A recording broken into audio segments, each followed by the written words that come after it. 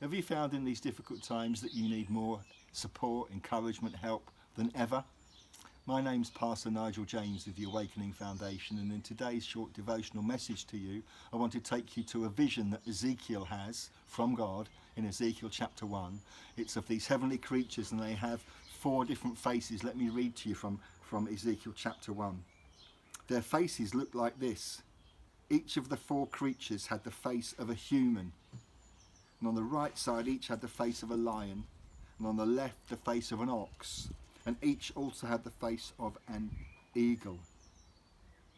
Wow, that's a picture that's also repeated in Revelation. What's going on here? These heavenly creatures with 4 faces of a lion, an eagle, an ox, a human. I wonder if there's something we can learn about the characters of those 4 faces. First of all, we've got the lion, known to be the strongest and most powerful and courageous of the animals, the king of the jungle, the lion's roar. Proverbs 30 verse 30 says, "A lion is mighty amongst beasts, retreats before nothing." You know, I wonder today whether we need to be having that bravery and courage and heart of a lion, speaking out to society with the courage of our convictions. Remember that Jesus was called the Lion of Judah, so brave and strong and courageous over every enemy. And we're going to need to have that heart of a lion if we're going to thrive, not just survive in this world. Isn't it? In Joshua chapter 1, where God says, "Be strong and very courageous.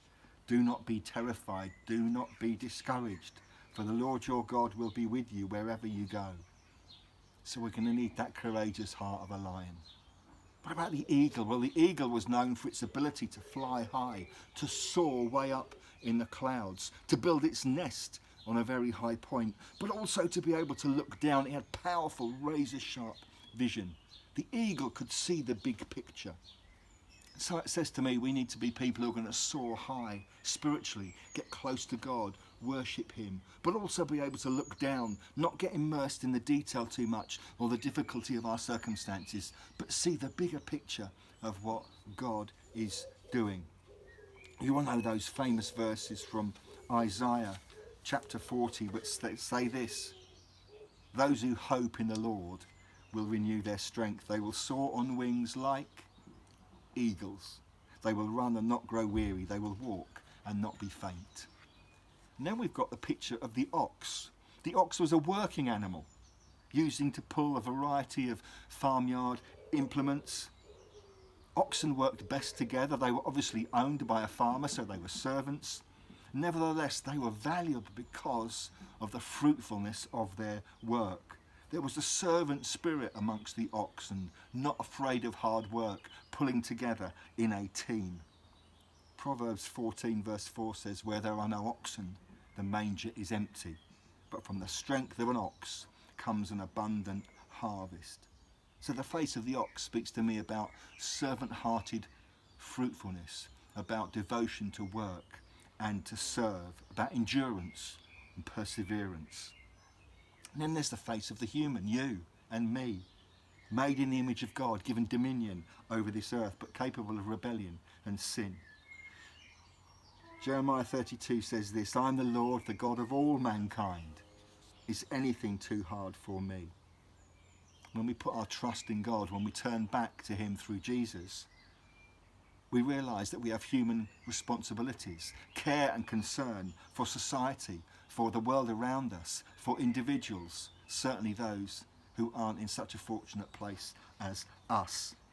Paul, as he writes his scriptures, talks about being devoted to one another, loving one another, serving one another, caring for one another, submitting to one another, encouraging one another, living in harmony with one another, being kind and compassionate to one another. And here at the Awakening Foundation, we're showing our care and our concern, particularly at the moment for the children of the Gateway School in India, a project dear to our hearts. Ever since I encouraged the guys in the band Third Day to invest in that project and help us buy land and construct a school. And now I'm so pleased that the Awakening Foundation has taken that legacy over.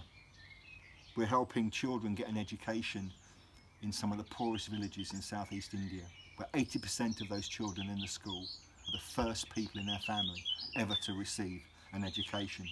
To see some pictures of the new school bus that the Awakening Foundation has purchased recently, why don't you come to our website, www.awakeningfoundation.com. You'll find there all the information about the Gateway School, about some other projects that we're involved in, ways that you can help us support those projects.